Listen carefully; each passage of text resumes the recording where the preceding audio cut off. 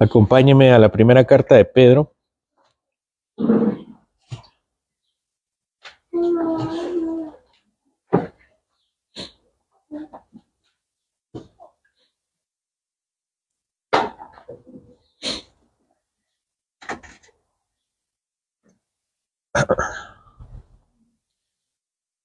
El título del sermón es Matrimonio Peregrino, y me valí de los conceptos que ha venido trayendo el apóstol Pedro de ser extranjeros y peregrinos. También en los últimos días hemos estado meditando en mi trabajo acerca del matrimonio. En mi departamento somos 2 varones y 2 mujeres, los 2 varones casados y las 2 mujeres solteras. Y increíblemente, aunque una no piense casarse, tiene muchas opiniones acerca del matrimonio, y eso está bien. Todos tenemos que tener una opinión. Pero el punto también es tener una buena opinión, no solamente tener una opinión al azar. Y nos ha permitido también tener algunas conversaciones hacia Cristo, ¿no? Precisamente porque esta última compañera no es cristiana.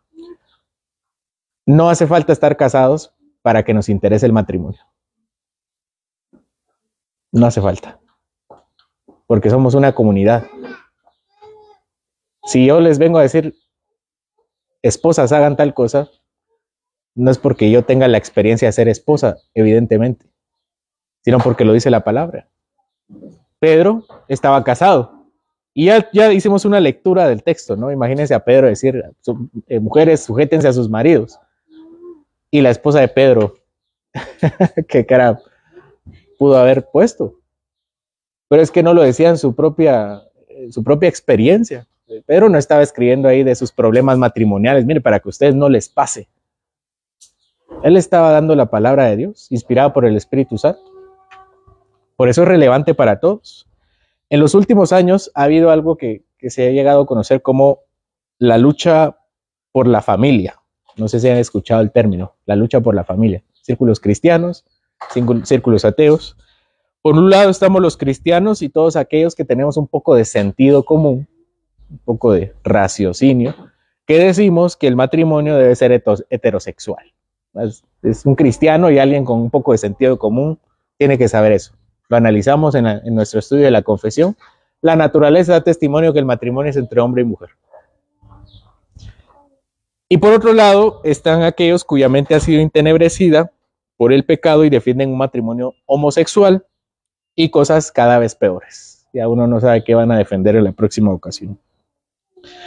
Pero en el primer grupo, en el grupo que defiende el matrimonio heterosexual, también ha surgido un término especial para la familia. Se le ha llamado la familia tradicional.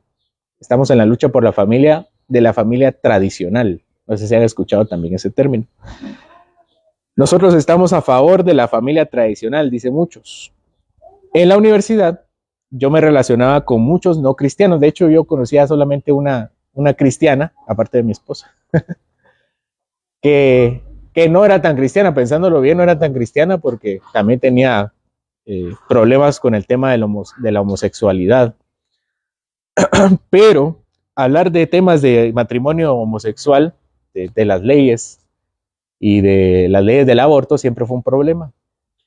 Un conflicto que teníamos que aprender a lidiar como amigos, ¿no? Y nosotros como cristianos tratar de presentar el evangelio sin ser abusivos y también sin ser indulgentes. Ellos decían, por cierto, eran a veces muy activistas de estos movimientos. Conocemos con Alejandra personas que forman asociaciones homosexuales para defender esto, hacen lobby en el área civil. Y ellos decían, ¿qué quiere Guatemala?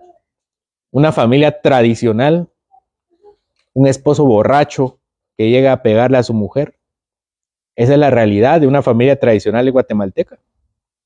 ¿Qué quieren? Una familia tradicional donde el esposo lleva una doble vida engañando a su mujer. Esa es la realidad de muchos matrimonios en Guatemala.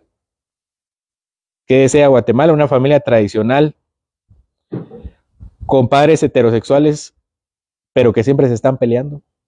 o terminan divorciándose. Esa es la realidad de una familia guatemalteca. Eso es lo que quieren, decían ellos. Si agregamos el tema del aborto, el asunto se pone peor. Ellos decían, una familia tradicional es la que repudia y echa de la casa a la madre soltera. Esa es la realidad de la familia tradicional. Una familia tradicional es la que normaliza el abuso sexual familiar, donde los hombres de la casa, el padre, el tío, el primo, el hermano, violan a la niña, tienen al bebé y la familia encubre al violador. Esa es la familia tradicional de Guatemala. Una familia tradicional es la que forma parte de una sociedad con aproximadamente 300 niños en situación de adopción y no los adopta. Esa es la familia tradicional. Eso es lo que decían estas personas. Y en algún sentido tenían razón. Nunca les quité la razón cuando se las tenían. Dios en la inteligencia que le ha dado a los seres humanos aún lo ha dado a los no creyentes. Y los cristianos no somos perfectos. Eso significa que tenemos mucho que aprender de muchas personas. Otra de mis actividades, aparte de enseñar, es enseñar en otro ámbito relacionado con las niñez, educación con Alejandra. Pues conocen un poco de nuestras actividades, capacitaciones, charlas sobre abuso sexual, violencia intrafamiliar, violencia doméstica, niñez, abuso sexual en general, bullying.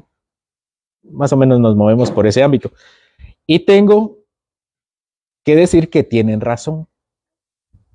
Cuando nos aproximamos a las personas a las cuales se dan las charlas, esa es la realidad de muchas familias guatemaltecas. Mucho de mi trabajo es ver estas situaciones: familias desintegradas, padres alcohólicos, madres desobligadas, hijos delincuentes, huérfanos por montones, niños mendigando, adulterio, abuso sexual, violencia doméstica, etcétera, etcétera, etcétera. Todo esto es parte de la familia tradicional guatemalteca.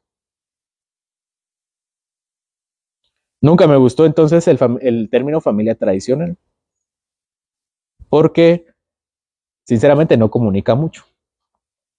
Prefiero pensar en una familia bíblica o en una familia cristiana. El único modelo de familia correcto es el bíblico, no hay otro. Y puede ser que hasta el momento muchos que abogan por una familia tradicional dicen eso es la familia tradicional. A eso nos referimos con una familia tradicional, una familia bíblica. Pero creo que la familia bíblica es muy diferente a lo que la gente pueda pensar de una familia tradicional. Hasta le puede sonar demasiado radical. Hasta a nosotros nos puede sonar demasiado radical escuchar una familia bíblica. Radical es uno de los conceptos favoritos de Dios en las Escrituras. En el capítulo 1 y 2, el apóstol Pedro nos dice que somos santos. ¿Qué quiere decir eso? Apartados. Nosotros somos sacerdotes, somos escogidos, somos piedras vivas. Son características nuestras que son radicales, completamente radicales.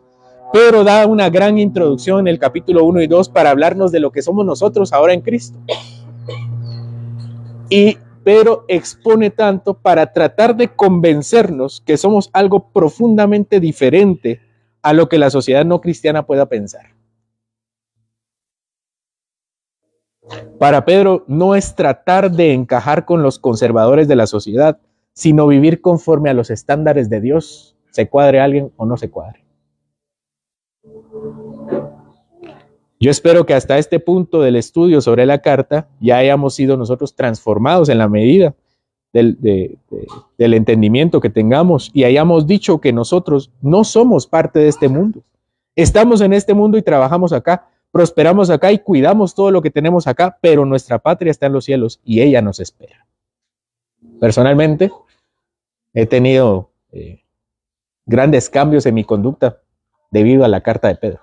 En los estudios del gobierno que hemos tenido en Pedro, en Esther y en la confesión, no sé si se dieron cuenta, pero los temas se alinearon.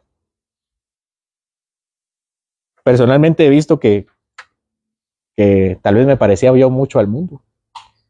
No era demasiado apartado, como decía la carta, y espero que también les pase a ustedes, siempre hay un poco más que apartarse del mundo. Siempre hay algo en lo cual estamos contaminados. En este país no aplica, en este mundo no aplica el dicho, a donde vayas haz lo que veas. Aquí no aplica. Nosotros aquí estamos como peregrinos, de paso, viendo mucha gente en el mundo. No se vale hacer lo que vemos. A ellas las vamos a ver, pero no haremos eso que vemos que ellos sí hacen. Al contrario, se supone que nuestra cultura bíblica debe impregnarlos a ellos, no al contrario.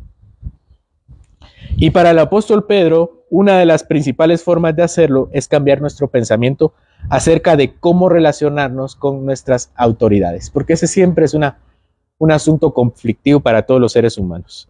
Hemos visto que los cristianos debemos tener una alta estima de nuestras autoridades, especialmente por aquellas que están en el poder civil. Los gobernantes deben ser obedecidos, honrados y tenidos en alta estima porque Dios allí los puso. Y Él será quien los juzgue, si así lo ve necesario también. Esas son las relaciones sociales que deben transformarnos, deben ser transformadas por nosotros desde el peldaño más abajo de la sociedad. Pedro aquí no escribe a las autoridades. La Biblia tiene otras partes donde se le llama a las autoridades. Esta no es una de ellas. Cuando estudiemos Jeremías, Isaías y veamos a las autoridades, vamos a enfocarnos en eso. Ahorita estaba hablando de los gobernados, de los que se encuentran abajo. Y en alguna medida todos lo somos. La porción que hemos estado considerando trata principalmente sobre las relaciones de autoridad y subordinados. Los que están arriba gobernando y los que están abajo siendo gobernados. Pero Pedro habla principalmente a los que están abajo, a los que estamos abajo. Ya habló a los gobernados, no a los gobernantes, y a los esclavos, no a los amos. Ahora hablará a las esposas principalmente, y después, si se dan cuenta, solo dedica un versículo a los esposos. El matrimonio es la base de la familia. El matrimonio cristiano es la base para la familia cristiana. Si usáramos la terminología de Pedro de que somos peregrinos en esta tierra y que pertenecemos a la patria celestial, entonces podemos decir que también somos y estamos buscando un matrimonio peregrino, que es el nombre del sermón. Acompáñeme al texto, capítulo 3, versículo 1.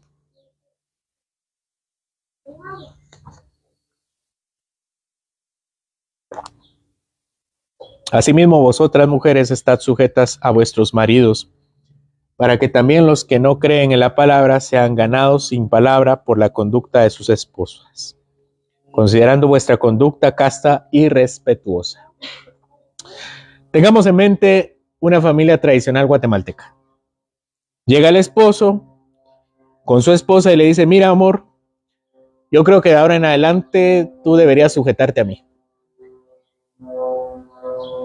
¿Qué le respondería? Tal vez se molestaría un poco y diría: ¿aquí de dónde, no? ¿Qué cree? ¿Que estamos en un sistema esclavista? ¿Cree que soy una especie de mascota para sujetarme? Pero la familia bíblica dice amén. Las esposas estamos sujetas a nuestros esposos. Utilicen su imaginación para ver la primera iglesia a la cual llegó esta carta. Hermanas, dice el pastor, lee la carta a todos. Hermanas, estén sujetas a sus maridos. Amén. Tal vez dijeron algunas. Y otra puede ser que se hayan preguntado: ¿y qué pasa si mi esposo es un mal hombre? ¿Qué pasa si no es cristiano? ¿Qué hago? Pedro responde: estén sujetas para que por su testimonio ellos sean hechos hijos de Dios también. Tener de por sí un matrimonio es un reto. A quienes estamos casados o hemos estado casados, tener matrimonio es un reto. De por sí, siendo cristianos. ¿Cuánto más difícil es tener un matrimonio con alguien que no es cristiano? Yo sé que muchos no tienen que imaginarlo. Se supone que en un matrimonio cristiano ambos están conscientes, de que son pecadores y que la justificación, la santificación viene por la fe en Cristo Jesús. Entonces, si yo me equivoco, le digo: perdóname, amor, yo me equivoqué, le pido perdón a Dios, Él está trabajando en mí. Y el otro le va a decir, Dios te perdona, yo también te perdono. Ideal, ¿no? Si eso es difícil que se haga en un matrimonio cristiano, ¿qué podemos esperar en un matrimonio donde uno es cristiano y el otro no es cristiano?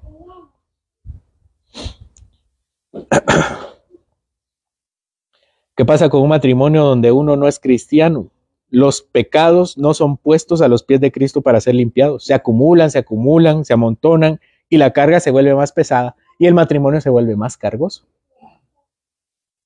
Aquí es donde el amor de Cristo deja de ser un concepto teórico y se tiene que volver en un concepto práctico. Hay una necesidad de llevar el concepto bíblico al corazón. Pedro dice, sujétate para que tu marido sea ganado por tu testimonio. Anteriormente dijimos que nuestro testimonio no es el evangelio y el evangelio no es nuestro testimonio, no son sinónimos. Dijimos que Francisco de Asís había dicho, predica y cuando sea necesario usa palabras. Y dijimos que lo que había dicho Francisco de Asís era una total incoherencia, porque era algo así como que alguien estuviera diciendo, coman, alimenten a las personas y cuando sea necesario usen comida. No tiene sentido. La palabra y el espíritu son la fórmula para transformar al hombre, no nuestro testimonio. Pero dijimos que nuestro testimonio suele ser la puerta para que el evangelio llegue. Nuestro testimonio es algo así como la aguja que da paso al líquido medicinal que es la cura. Aquí sucede lo mismo. Pedro dice que los maridos de las esposas cristianas no creen en la palabra. Eso significa que porque existe una esposa cristiana, ya el marido ya ha escuchado la palabra y no quiere convertirse. Es lo que está asumiendo Pedro, para los que no creen en la palabra. No está diciendo para los que nunca han escuchado la palabra. Y por lo que sugiere Pedro, le han insistido tanto con la palabra, la esposa le ha insistido tanto al marido, que es mejor ya no decir nada. Mejor ya no digas nada porque se puede poner peor. Mejor que sea tu testimonio el que hable. Por lo que Pedro sugiere ahora que se ilustre el evangelio por medio de la vida para que las palabras en su memoria lleguen al corazón. Como aquel esposo cristiano que a veces se debilitaba en su fe por los problemas que tenían y la esposa veía cómo en lugar de orar, su esposo se alejaba más y más de Dios. Poco a poco el esposo ya no quería saber nada de él. La esposa ya no le decía nada de Dios porque era para pelearse. La esposa solía decirle, este es un ejemplo, este es un testimonio. La esposa ya no le decía nada, solo le decía, Marta, Marta, tú estás preocupada y molesta por tantas cosas y María ha escogido la parte más buena. Eso le decía a su marido que se estaba alejando, se estaba hundiendo con los problemas de la vida. Y ella solamente le decía, Marta, Marta, no estés preocupada y molesta por tantas cosas. Ella no tenía que explicarle la Biblia. El marido sabía a qué se refería y ese tono dulce y apacible de su esposa lo hacía llegar el mensaje más profundamente. Ella no tenía que explicarle toda la teología del pasaje, no tenía que predicarle el evangelio. Simplemente con su propio ejemplo y sus palabras tan dulces, debía hacer que su matrimonio se recuperara. Ese tipo de amor es el que le permite cumplir lo que dice el apóstol Pedro. Eso no solo le pasa a las mujeres con maridos incrédulos. Todos los matrimonios están a merced de la decadencia espiritual. Estén recién casados con el enamoramiento de las semanas, o lleven 20 años de amor fortalecido por las tormentas superadas, todos están a merced de la decadencia espiritual. Y un cónyuge puede eventualmente caer en una actitud de incrédulo, aunque no sea incrédulo. Y el otro debe usar su testimonio para restaurar al otro. Para la familia tradicional, si el esposo engaña, la esposa también tiene el permiso para hacerlo. Si el esposo despilfarra el dinero, la mujer también Si el esposo es un desobligado, la mujer lo imita. Para la familia tradicional parece que existe un permiso para dejar de ser, como dice Pedro, castos y respetuosos. Si el otro cónyuge falla, pero para el matrimonio peregrino el testimonio y la conducta es importante. Si nos ponemos al tú por tú, si tú fallas, entonces yo voy a fallar donde tú fallaste. En esta relación matrimonial seremos una familia tradicional, con unos esposos divorciados por los motivos tradicionales. ¿Cuáles son los motivos tradicionales? Ya no se soportan. Pero para el matrimonio peregrino, si el otro falla, yo debo estar firme en el Señor. Pedro me lo ha pedido, me ha pedido respeto y castidad, y me ha dado la maravillosa promesa de que si estoy firme y si es la voluntad de Dios, con mi respeto y pureza podré ganar a mi marido, honro a Dios y protejo mi matrimonio.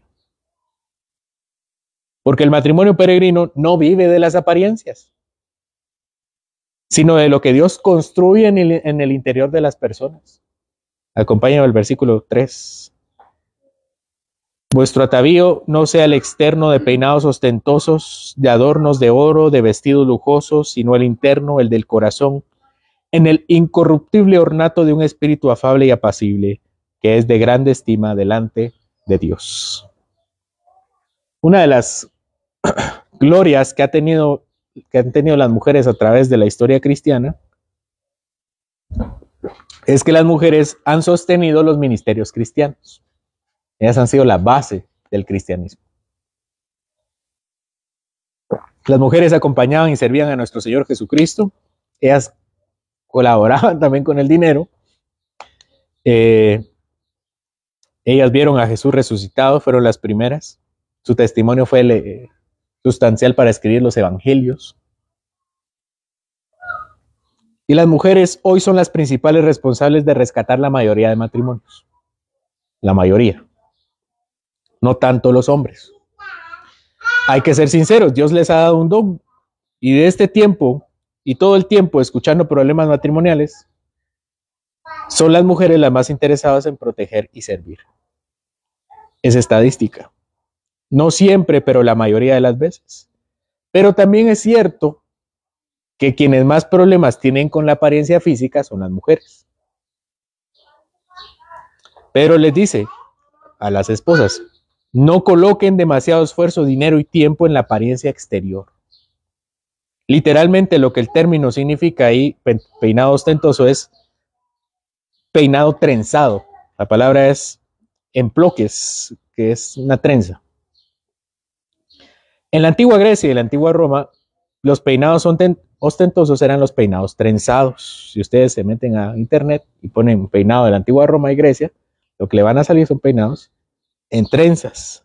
Mientras más trenzados, mientras más largas las trenzas, mientras más complejas, más lujosas eran. Durante la infancia y la adolescencia, las mujeres romanas llevaban sus cabellos al natural. Estoy refiriendo a los romanos porque es el contexto de Pedro, ¿no? Ellas, las jóvenes, podrían llevar sus cabellos al natural, lisos, rizos, al aire, separados por una raya central. Solían recogerlas con un nudo en la nuca y los trenzaban en torno a la cabeza. Ese era algo así. Para el día de la boda se reservaba un peinado especial. La tradición griega y etrusca, ¿no? Es otros griegos, se dividía la melena en 6 partes. Imagínense qué complicado. Se los estoy diciendo para que vean cuánto tiempo gastaban en peinarse. 6 partes que se llamaban las sexcrines, ligadas cada una por cintas, que se recogían con un moño alto y puntiagudo llamado tutulus. Durante la ceremonia nupcial, el esposo partía las sexcrines con una punta de la lanza. Imaginen esa ceremonia, ¿no? Con una gran lanza ahí, partiéndole el pelo a la novia. Con el cabello desatado cubría su rostro con un velo de color azafrán que se llamaba flameum. Con el tiempo, este tipo de peinado quedó reservado a la flamínica, a la sacerdotisa, que eran algo así como las pastoras paganas de la antigua Roma, que eran prostitutas también, que simbolizaba el matrimonio sagrado. Convertidas en dominae, es decir, en señoras, las mujeres romanas ya podían cambiar a su antojo el color y la forma de sus cabellos. Habían tintes. Cuando llegaron de la conquista de las Germanias, las alemanas, con sus cabellos canches, aprendieron a hacer tintes también para cambiar su color, también rubio. Para el ornato femenino se usaban tintes, pelucas, postizos, peines, agujas para el pelo, aceites perfumados, blanqueadores de dientes. Todo eso estaba vigente en la antigua Roma. Incluso los orines los usaban para blanquearse los dientes. Así de sofisticado, y eso llevaba muchas horas prepararse, solamente para salir de su casa a algún evento.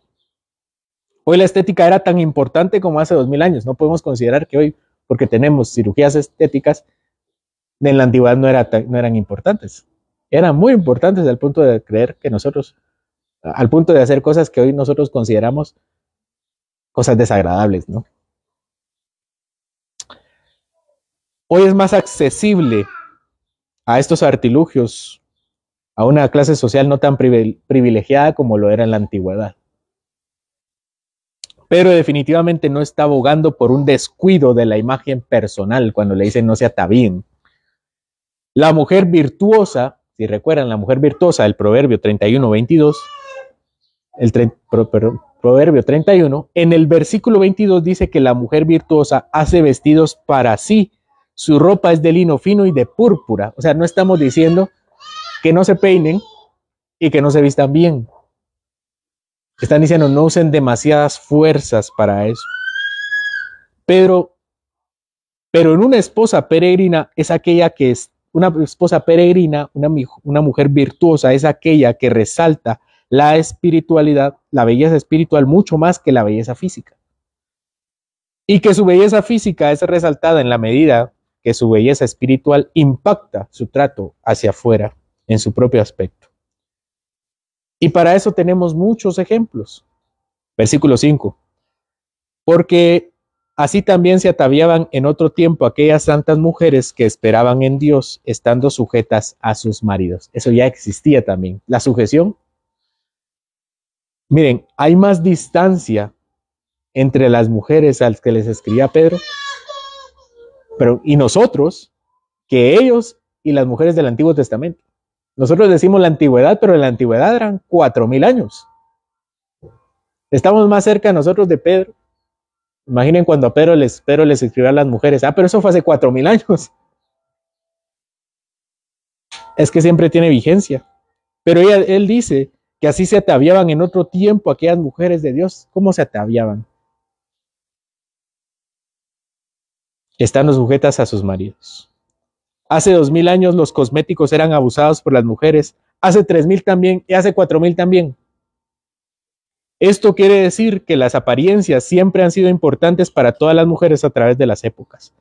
Pedro no le impide, pero Pedro pide que se tome como ejemplo las mujeres de la antigüedad, no las que no tenían maquillaje. Él no dice, miren, pongan atención de las mujeres que no se arreglaban, no. Pongan atención de aquellas mujeres de la antigüedad que se adornaban con esperanza de Dios y con sujeción a su esposo. Y tal vez la prueba más grande de la virtud y los cosméticos, el ejemplo más grande es la reina Esther. ¿Se recuerdan? ¿No? Es parte de nuestro estudio de la tarde. Esther no nació en cuna de oro. Esther era huérfana. A Esther la adoptó su primo y la crió. El rey Asuero convocó a un concurso para tener esposa. Esther llegó como una de las aspirantes. Esther dice que era de buen parecer, por eso pudo inscribirse, y ese era uno de los requisitos del contexto. Durante un año las prepararon antes de presentarse con el rey Asuero y determinar si iba a ser su esposa o no. A diferencia de las otras concursantes, Esther no quiso vestirse con vestidos ostentosos, ni ataviarse con joyas, ni adornarse con cualquier otra cosa que le pareciera excesivo. Eso lo dice el texto. Esther capítulo 2, ya lo estudiamos. Ella tenía el favor de Dios y halló gracia delante de las personas que le acompañaron. Eso también lo dice Esther 2. Y siendo reina, no fue menos humilde. No conozco muchas personas de la realeza. De hecho, no conozco ninguna persona de la realeza. Pero entiendo que muchos actos importantes donde la presentación es importante, deben hacerlo. Pero Esther, siendo la emperatriz de la tierra de ese momento, ojo que ella no era una reina más. No es como hoy está la reina de Inglaterra, la reina de Suecia, y hay muchas reinas. No, ella no era una de las reinas, ella era la emperatriz. Debajo de ella no había nadie, sobre ella no había nadie, perdón. Y ni siquiera había nadie debajo. Ya no habían reyes. Ellos eliminaron todos los reyes. Ella era la emperatriz, la única reina de ese entonces. Si ella no necesitó de gran ornato, ¿cuánto más las esposas cristianas no deben ser sobrias en su aspecto personal?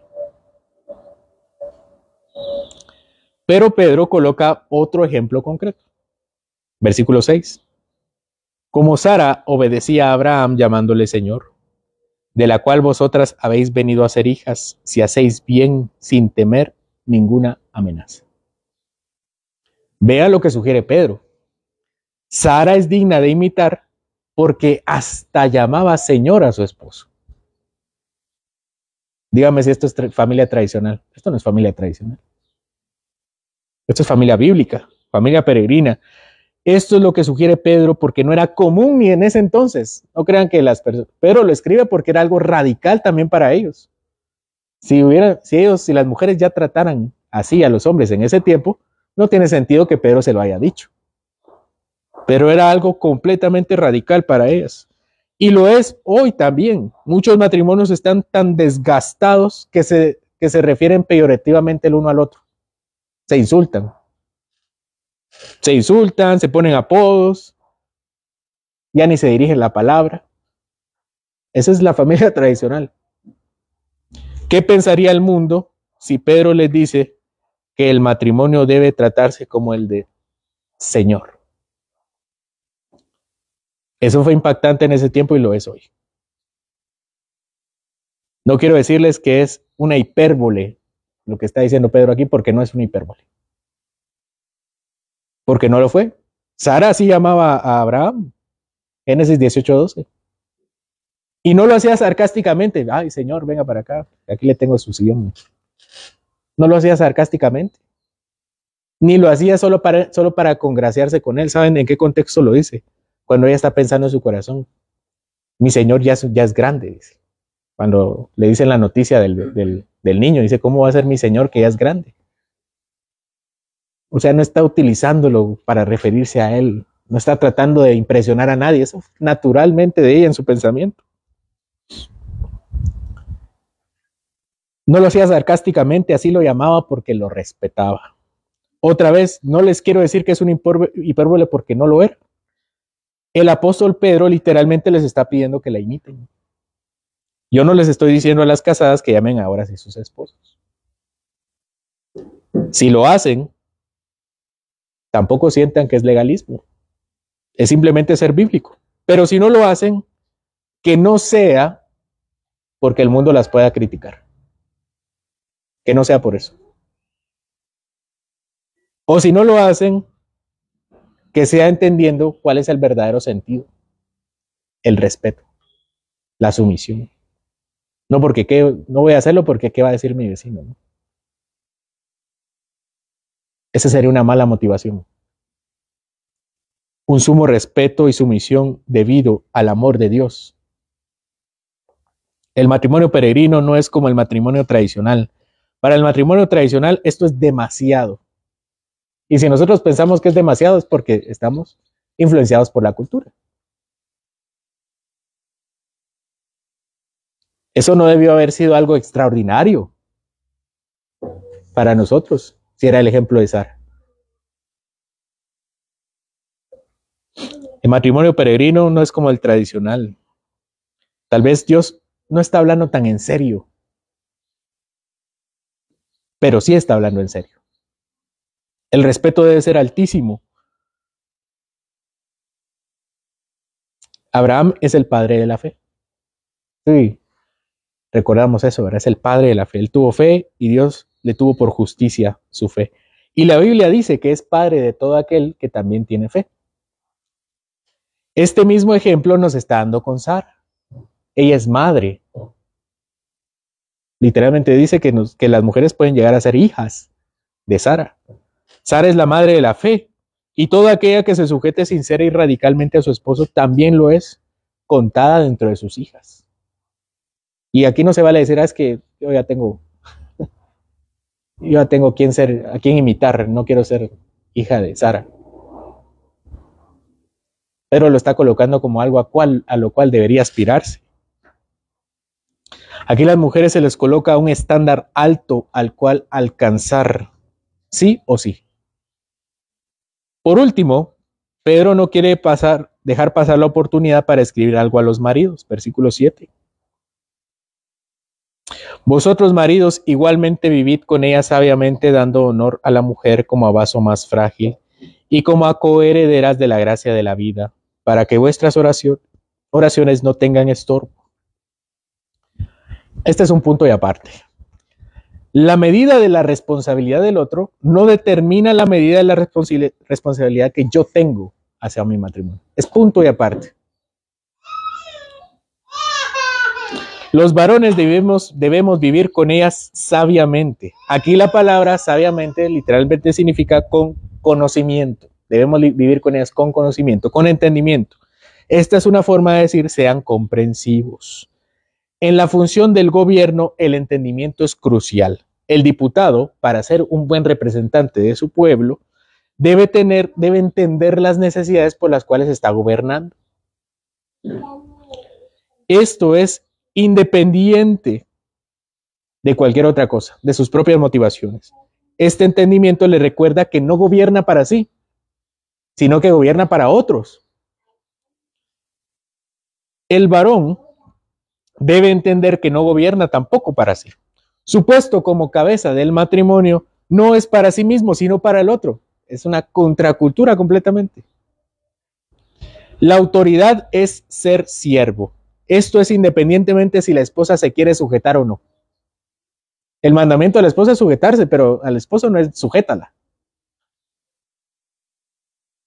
Eso debe trabajarlo ella. Tú debes trabajar el entendimiento, la comprensión. Nuestra labor no es someter, sino vivir con ella sabiamente y dándoles honor. En la patria celestial a la cual pertenecemos, el honor funciona al revés. En la patria terrenal, aquí, uno da honor a los que están en puestos altos. Eso está bien. Recientemente lo dice Pedro, ¿no? Denle honor a las autoridades. Pero en la patria terrenal no funciona al revés. El de arriba no suele dar honra al que está abajo. En la patria celestial, el gobernante honra al gobernado. El honor es como de un vaso más frágil, dice. No se atrevan ni por un segundo a tratar con menos ternura, paciencia y amabilidad a sus esposas. Eso es lo que significa. Otra vez, esto es independiente de cómo ella se comporte. La alta estima y la alta honra no depende si ella se lo merece o no, porque no se lo merece. En la familia tradicional, uno reacciona según le trate el otro, pero en el matrimonio peregrino cada uno cumple sus deberes porque ama a Dios y porque Dios le corresponde el amor. Dios además nos dice, así nuestras oraciones no serán estorbadas. Primera de Juan, capítulo 4, versículo 20, dice, si alguien dice, yo amo a Dios, pero aborrece a su hermano, es un mentiroso. Porque el que no ama a su hermano, ¿a quien ha visto? No puede amar a Dios, a quien ha visto. Creo que la mayoría conocemos ese texto, ¿no? La lógica es, ¿cómo puedes decir que amas a tu hermano y a Dios también, si es evidente que no amas a tu hermano? Es ilógico porque no has visto tampoco a Dios. Déjeme contextualizarlo. Si alguien dice, yo oro a Dios, pero aborrece a su esposa, es un mentiroso, porque el que no ama a su esposa, a quien ve, no puede amar a Dios, a quien no ha visto. Las palabras sustituidas, ¿no? ¿Cómo podemos empezar un día sin Dios ¿Y cómo podemos empezar con Dios si no estamos bien con nuestra esposa? Nuestra esposa es nuestro primer prójimo, más que nuestros hijos, más que ellos. Si con alguien necesito estar constantemente a cuentas, es con ella. Como nota de anuncio comercial, por eso me encanta el culto familiar, la adoración familiar. Porque la adoración familiar diaria nos obliga a ponernos a cuentas diariamente para adorar a Dios. Y a mí como cabeza, como varón, como esposo, me obliga a tomar la iniciativa siempre. Las oraciones que van a ser estorbadas no son las de ella. Las de ella puede ser, pero me lo está diciendo a mí. Yo soy el que debo dirigir la oración y no puedo cumplir con mi deber si no estoy a cuentas con mi esposa. En ese texto tenemos, déjeme la palabra, un influenciómetro. ¿Qué tan loco nos parece lo que Pedro nos dice aquí? Si nos parece muy loco, el influenciómetro nos dice que estamos enfermos de mundanalidad.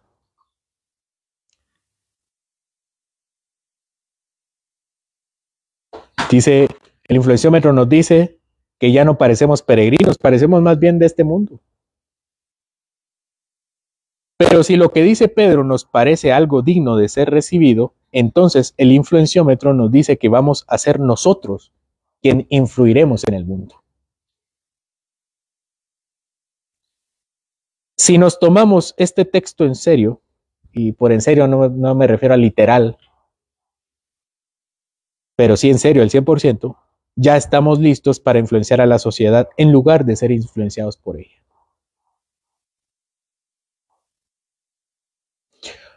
No creamos ya la mentira del matrimonio tradicional que es casi tan pecaminoso como el matrimonio homosexual. Lo que Dios requiere de nosotros es el matrimonio peregrino, un matrimonio bíblico. Para que cuando pregunten a las esposas, oye, ¿por qué eres tan sumisa a tu esposo? La esposa pueda decir, porque amo a Dios. Sin sentirte avergonzada. Y a ti, esposo, dar infinitos motivos para que ella se sienta segura de someterse también. Para que cuando el mundo diga a los esposos, a los varones, oye, a la mujer ni todo el amor ni todo el dinero, podamos decir, yo amo a mi esposa con todas mis fuerzas y proveo con todo lo que tengo, porque amo a Dios. Porque solo así un amor tan entregado no es motivo de vergüenza, sino de orgullo. Y a ti, esposa, haber dado infinitos motivos para que él lo haga con todo gusto. Para que cuando le digan al matrimonio conjunto, este no es un matrimonio como el de nuestra sociedad guatemalteca suele tener. Que nos miren y digan, en nuestra sociedad hay bolos, infieles, abusivos, rebeldes, trasnochadores, etc. Aquí hay puro amor. Si Cristo hizo todo esto, ¿por qué entonces nosotros aún tenemos excusas? Cristo obedeció al Padre hasta la muerte de la cruz. Además, Cristo amó con ternura a su esposa hasta la muerte, a nosotros.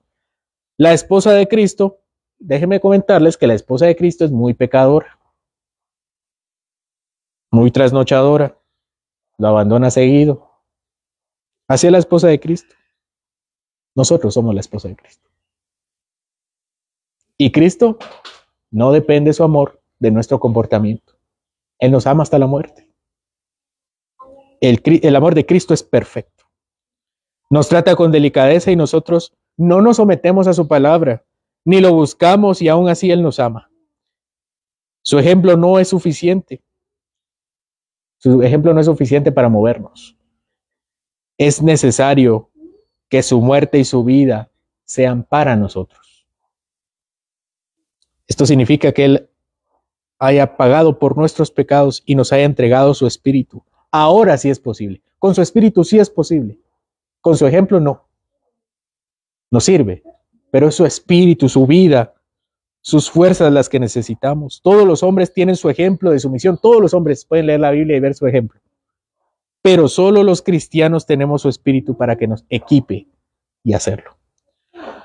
Procuremos todos los que estamos aquí que los matrimonios que conozcamos y con los que estamos relacionados no sean matrimonios tradicionales, sino matrimonios peregrinos, matrimonios bíblicos, matrimonios cristianos, matrimonios que honren a Dios en cada detalle, matrimonios que no se parezcan a los de la cultura, sino que se parezcan a Cristo, a su iglesia, porque nosotros fuimos santificados por Él. Vamos a terminar orando. Pongámonos de pie.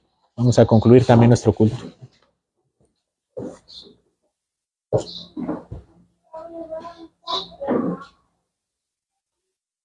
Amado Señor, ponemos a nuestra amada iglesia delante de ti para que tú la santifiques y que todos los matrimonios que se encuentran aquí y los que han de formarse también sean benditos por ti. Y aquellos, Señor, que no tendrán el privilegio, Señor, o por una u otra razón no pertenecen a un matrimonio, tú también puedas darles el espíritu necesario, el amor necesario para animarse unos a otros, para ser diligentes, para que les importe, para que su oración sea significante delante de ti. Señor, te pido que tú nos bendigas a cada uno de nosotros y que seamos transformados conforme a tu palabra. Que la cultura nos importe poco, sino que nos importe tu palabra. Que seamos radicales, Señor, recordando que aquí solamente estamos de paso y que solo hay dos opciones: o nos dejamos influenciar o influenciamos. Que tengamos el valor para ser un matrimonio de esperanza, Señor. Una sociedad completamente diferente que no haya visto este mundo y que te busque a ti. Señor, por los esposos, por el cariño y el amor que tienen, abunda, Señor, a cada uno de nosotros en estas virtudes. Por las mujeres, Señor, también que puedan ser sumisas en el conocimiento bíblico y que tú bendigas a ambos para que sean una comunidad digna de imitar. Por aquellos que tienen un cónyuge extraviado, también te pido que tú los bendigas y que puedas restaurar ese matrimonio. En el nombre de Jesús nos despedimos. Amén.